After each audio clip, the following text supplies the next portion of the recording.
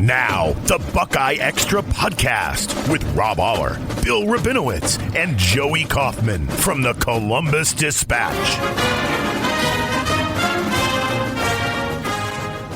Welcome back to the Buckeye Extra football podcast. I'm Joey Kaufman, joined by Bill Rabinowitz. It's Thursday, April 10th. We're 2 days away from the Ohio State spring game. And it is going to be a game, no longer a showcase, but an actual game. There'll be a little bit of scrimmaging, or a fair bit of scrimmaging. We'll see how much, but they are planning to have the offense go against the defense. The first teamers won't see probably a ton of action, and when they're in, it's going to be some light tackling or thud, and then they'll go full tackling, full contact later on. But it will be a game in some fashion, offense, defense, and Bill and I guess we can talk about kind of what we're keeping our eyes on Saturday afternoon with Horseshoe.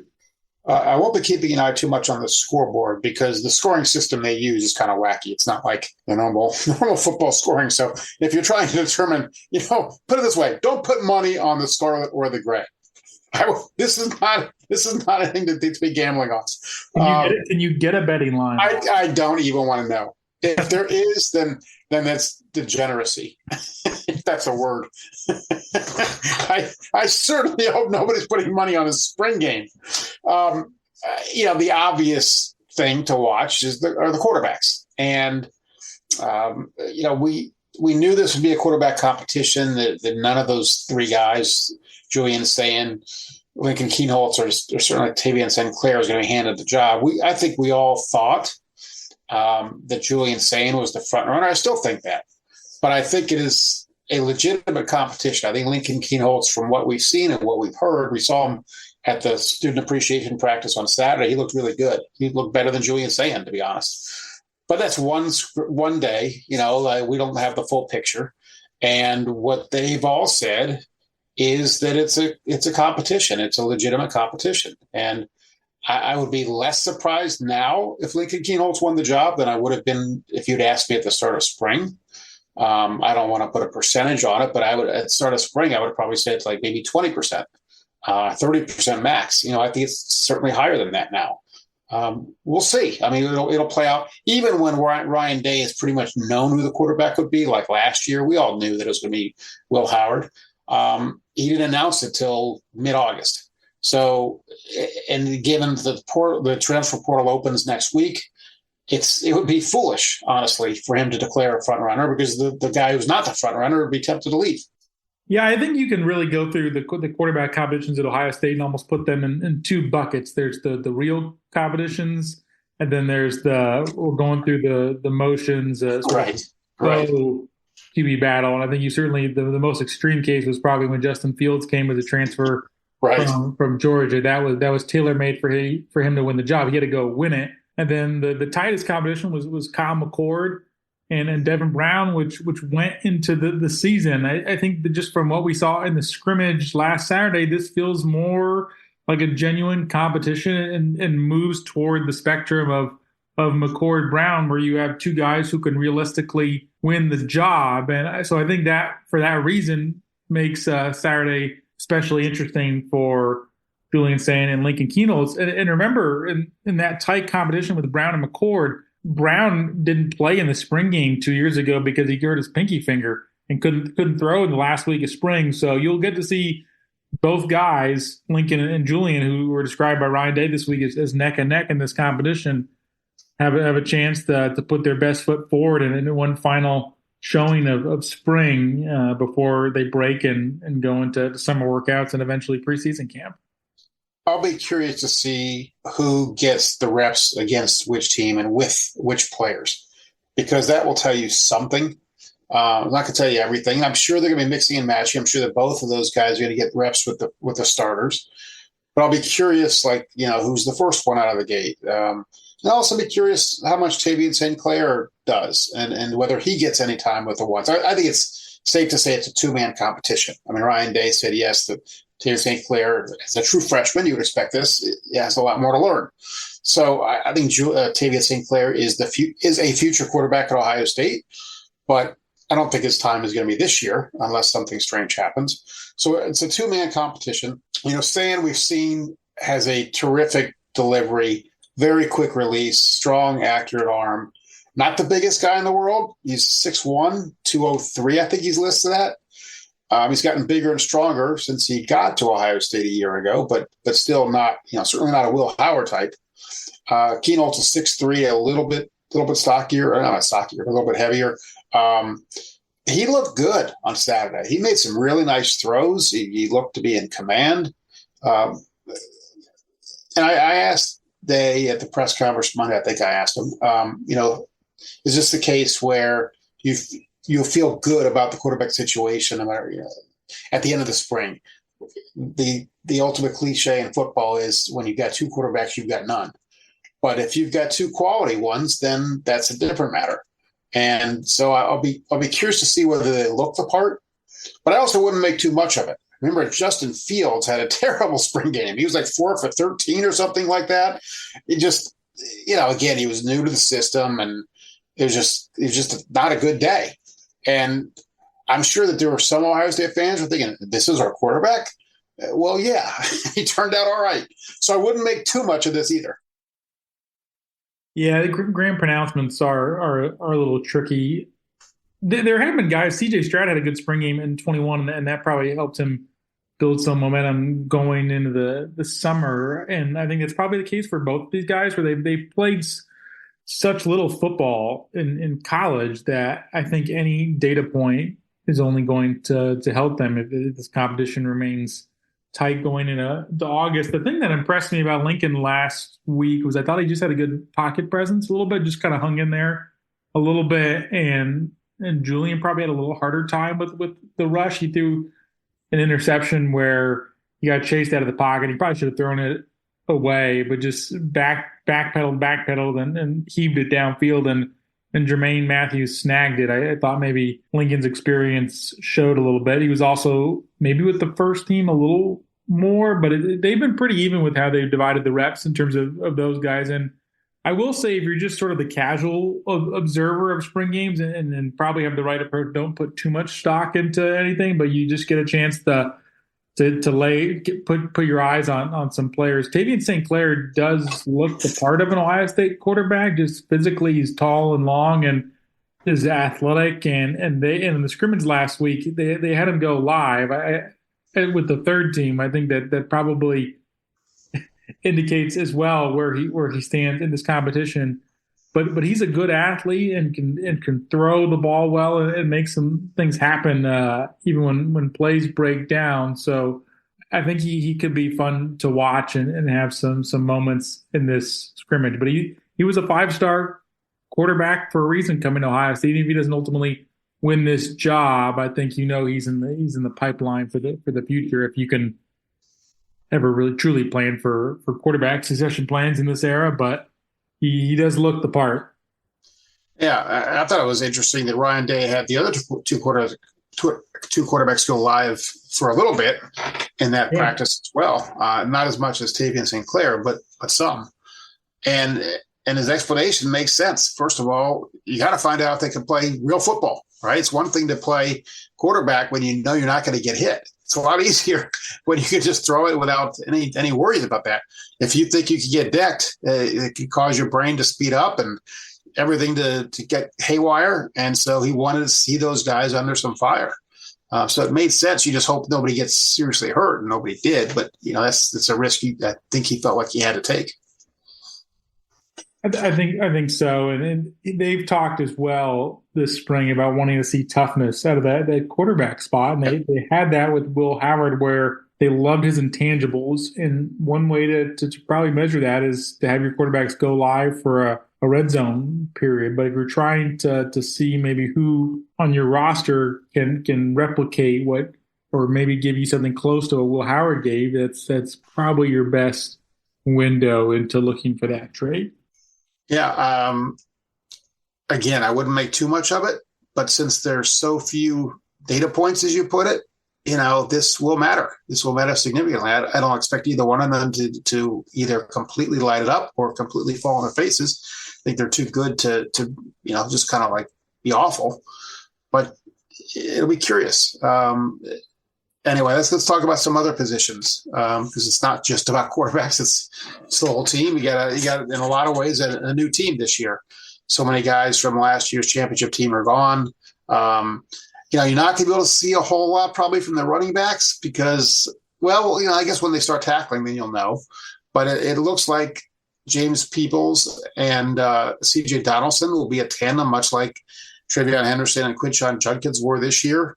These guys are more different in style. I think Donaldson's a big, power back, although he's lost, what'd you say, it was like 20 pounds since he got to Ohio State? Yeah, he a few weeks ago reported weighing 226, and he was pushing over 240, 244 or so.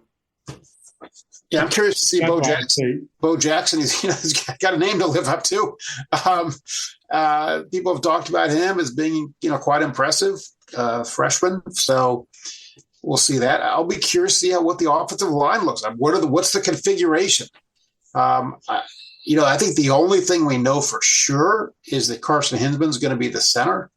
I think that Tegretz Shabula will be back at right guard. I would think that Ethan Onyanwa will be the left tackle. Austin Sareveld, is he the right tackle now? Is it Philip Daniels, the transfer from Minnesota? Is Austin Sareveld, or does he play left guard as well? Does Luke Montgomery play left guard? I mean, I think they're going to mix and match a lot, but it'll be curious to see how they start out. Yeah, Austin Sareveld, I think of anybody on the roster may have had the best offseason, the way they've talked about him and the fact that he was one of 3 players who were selected as an Iron Buckeye, the other 2, Sonny Styles and Jeremiah Smith, and then Austin Sareveld. So good company to be in. They've used him all over the line. He's been a left tackle, he's been a right tackle, he's been a left guard. And if he plays left guard, that might be an indication that Philip Daniels, the transfer from Minnesota, can be the right tackle. If they really want to play Austin Sareveld at tackle, they have the option to have Luke Montgomery at left guard as well. So there are definitely some configurations, but the way Sareveld practiced and gone through workouts this offseason and the way they've talked about him, he seems like somebody who's bound to be a starter, just whether that's on the interior or on the perimeter sort of remains to be seen. And Ethan Onyanwa has 3 years of starting experience at Rice, 2 full seasons at right tackle, 1 full season at left tackle. Both Sareveld and Daniels have been more part-time starters. Daniels had 4 games of starting experience at Minnesota in November. Sareveld had 6 games as a left guard last year. So that's, I think, where things could settle there. I doubt Saturday really settles it, but those are sort of the options to kind of see how they look. And with the offensive line, you get to see some good matchups against some good edge rushers. And even whether they're tackling or not, those are still some situations where you can see people get out of their stance and block or get out off the edge and just kind of show their burst into the backfield. We'll also get our first look at Max Clare as the tight end. He's the transfer from Purdue, who was really Purdue's passing offense last year. I mean, he had, I think, more than double the amount of catches. To the extent that Purdue had a passing offense. Exactly. I mean, Purdue was awful last year. They were winless in the Big Ten. But, which in some ways makes it harder if you're a good player because everyone's going to key on you. He only had a couple catches against Ohio State, but Ohio State players told the coaches before that game, watch out for that guy. He's really good from their film study. So I'm excited to see Max Clare. And he's an interesting athlete because he has a quarterback background. That was his position he played all the way up until his junior year of high school. So the way he's explained his background was because he was the one throwing the ball so many positions and played quarterback. He has a good feel of routes and coverages and where to move and maneuver his way into a defense. So a very intuitive, savvy route runner. And just how does Ohio State use him? They haven't had really a pass catching tight end quite to the production that he had at Purdue last year. He had 51 catches. So they flex him out almost as like a slot receiver at times. I think will be kind of fun to see if there are any sort of clues into how they plan to use him this year. And then a receiver, I don't expect Jeremiah Smith to play much. I don't expect Carnell Tate to play a whole lot. What? It's no fun. Yeah, well, look, I don't think you're going to see a lot of Sonny Styles. I don't think you're going to see a lot of Caleb Downs.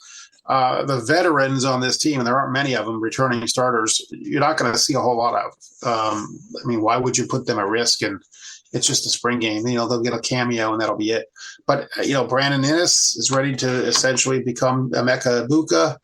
And I don't think there's anyone who questions whether he can. He's a terrific athlete and would have played a lot more last year if they didn't have the three that they had. Other guys, Quincy Porter, freshman who got rid of his black stripe, which means he's a full-fledged Buckeye. Mylan Graham. I mean, they got to look. This is a room of 5-star guys, and so it'll be curious to see which one of these guys shines on Saturday. But again, I'd caution. I mean, Ohio State's history is littered with guys who lit it up at the spring game, receivers that is, and then you never heard from them again. Now, I think these guys you will hear from, but again, I wouldn't put too much into a strong performance. But we haven't seen, I haven't watched Quincy Porter much. How good is he? I mean, what does he look like? I don't remember what Jeremiah looked like last year. Do you remember in the spring game? I don't remember. Well, I was sort of kidding with someone earlier this week that I half wonder if Jeremiah could have a better spring game this year than last year, if only because last year they were so focused on sort of pumping the brakes a little bit on the hype train, or pumping or holding back the engine maybe from going any faster on the tracks, that you didn't have all that special of a day. It was a nationally televised game on Fox, and you didn't see him with maybe the more impressive catches that he had earlier in spring. So it wasn't as if he had this huge coming out party in the spring game last year. I think it was earlier in spring, and then they did their best to sort of conceal him, I think, for the wider audiences. Let's switch to defense. A whole new defensive line, at least in terms of starting. But these guys, that for the most part, played a decent amount. Caden Curry and Kenyatta Jackson at the ends have played a lot, just haven't started. Caden McDonald was really impressive especially in goal line situations last year. He's a big load. I mean, just a big kind of prototypical nose tackle kind of player. And Edric Houston, who was a 5-star guy, showed some flashes last year.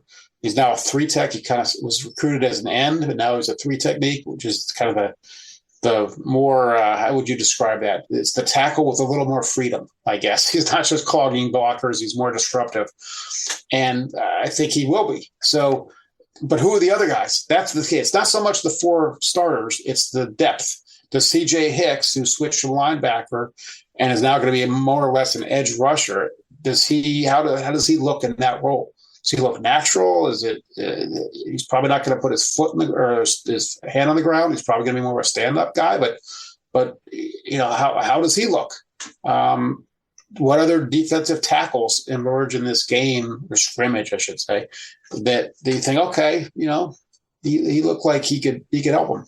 That to me, I think, is the most interesting position group of this spring game, because that is a group that is undergoing significant roster turnover, and they only added one defensive lineman in the portal during the winter window, in Logan George from Idaho State. And you wonder if they needed maybe to add someone else, maybe to help with your depth. And they lost, not only did they lose all 4 starters, but they lost Hero Kanu, who could be pushing for a starting spot this year. And so losing those 4 starters, followed by even some of your reserves, I think maybe they would want to be a little deeper. So you look at guys like Tywan Malone or Will Smith or Jason Moore on the interior, or CJ Hicks at defensive end, to see what they can produce or show the staff in this environment, and maybe reveal how truly glaring a position of need it is, or maybe they feel confident with the guys they have going into the fall. But I think with the transfer portal reopening for 2 weeks, in 6 days, it opens on next Wednesday.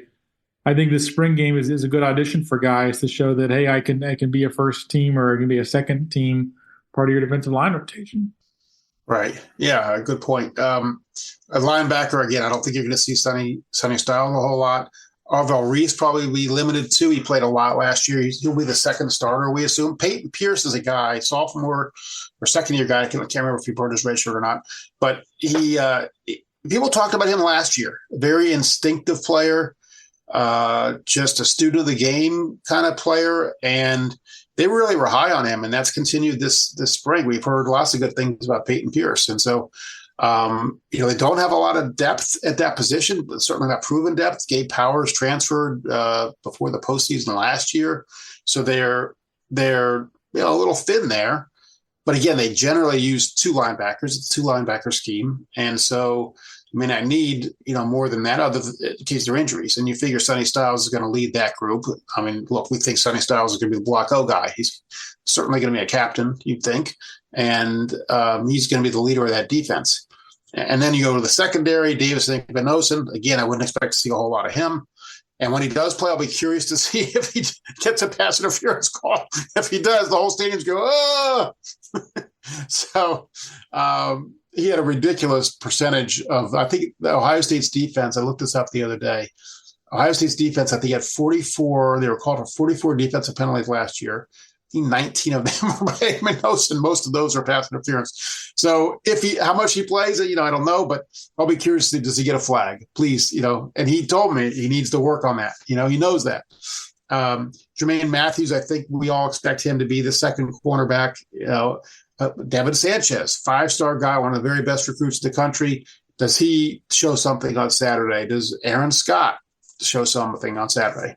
I think what makes Jermaine Matthews an interesting piece of your defense is they have cross-trained him at inside corner as well. So he's played a fair bit of nickel. And if you really wanted to maybe play one of your younger corners this year, Devin Sanchez, Aaron Scott, could you push Jermaine Matthews inside and have him play that nickel spot? Lorenzo Styles Jr. is also competing there to start. So I think that's sort of an interesting way they can configure things in the back end, where I think at those corner spots, you're going to see them, I think, probably try to pick their best three corners, kind of like the way you do with your offensive line, where you pick the best 5 guys, then configure them however makes sense. I think that would make sense for them to do your 2 outside corners and then your nickel. And the other position is the safety, essentially Lathan Ransom's replacement, next to Caleb Downs. That's between Jalen McClain and Malik Hartford. And I think both those guys are pretty good. We'll see how that develops. That's another on defense. That might be the biggest pure position battle, right? Everywhere else you can rotate. That'll probably go down all the way to the wire into late August, and I could even see that going into the season where 1 week you start one guy, 1 week you start the other guy. Both of them have filled in case of injuries in the past. Malik Hartford 2 years ago, Jalen McClain last year.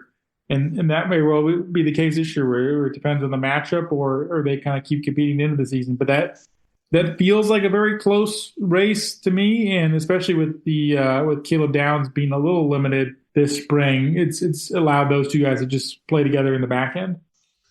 And then specialists are back. Jaden Fielding is back. And healthier too.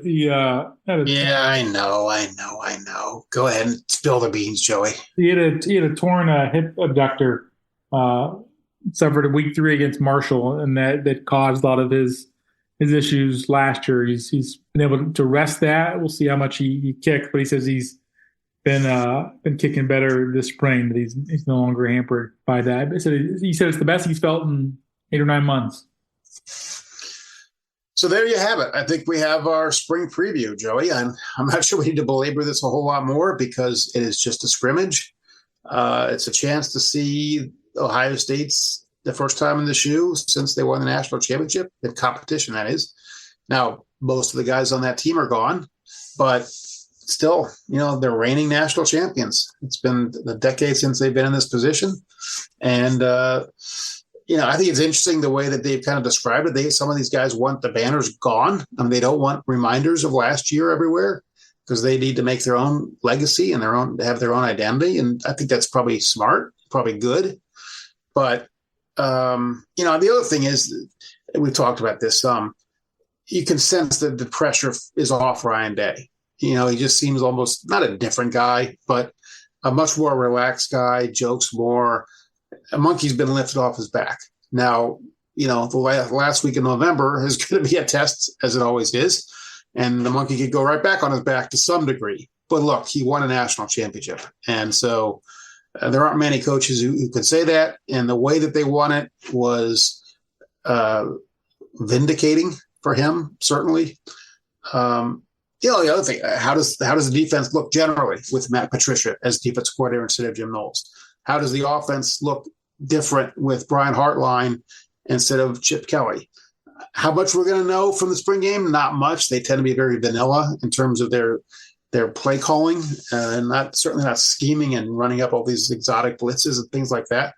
But I'm just curious whether we will kind of notice a difference in how they look schematically. Well, I think one thing you start to see is when they rotated C.J. Hicks as the defensive end with the second team defense in the scrimmage last week, they used him more as a stand-up pass rusher where his hand was not in the ground. So they were technically using 3 down linemen. Now, is that just a C.J. Hicks package, or is that a case where they use some other guys in that type of role? I think could be something to glean from what they do defensively under Matt Patricia, because Day has hinted at Friday several times this spring that they could be a little more versatile with the fronts they use, which would sort of make Jim Knowles' departure ironic in the way that people have always talked about him and his philosophy versus Larry Johnson's 3 down linemen or 4 down linemen. But they have wanted to be more multiple up front. We'll see if they ultimately do that. Just a final thought on the spring game. I'm glad they're having a scrimmage or a game. At least it makes for I think a more interesting end to spring practice rather than just having some sort of gimmicky televised thing that other schools have done, or even just the fact they're hosting a game that's gonna air on television. Michigan's having a spring game, but they're not going to air it on television for another week until the portal closes. Nebraska got rid of their spring game, so I'm glad Ohio State is keeping it. They get good crowds. It seems to matter to people. It'll be a fun. I think the weather is supposed to be decent. About 50 degrees. Not as nice as it's been in past years, but ultimately not too bad. At least in terms of there shouldn't be anything falling from the sky. Hopefully not. All right. Other than touchdown passes, I guess maybe that's what you want to see. But no precipitation, I guess, is in the forecast. Right. Well, I think we covered it, Joey. I think people now can go to the spring game fully prepared. Fully with a stocked wealth of knowledge about the 2025 Buckeyes. Right. You know it all. Send us home, Joey. You can visit us at dispatch.com for more immediately after the game for our reactions and anything else of note that comes out of the spring game, noon, Saturday, Ohio Stadium. Thanks for listening and joining us on this edition of the BuckeyeXtra Football Podcast. Be sure and subscribe to the BuckeyeXtra Podcast in the iTunes Store, the Google Play Store, or on Stitcher.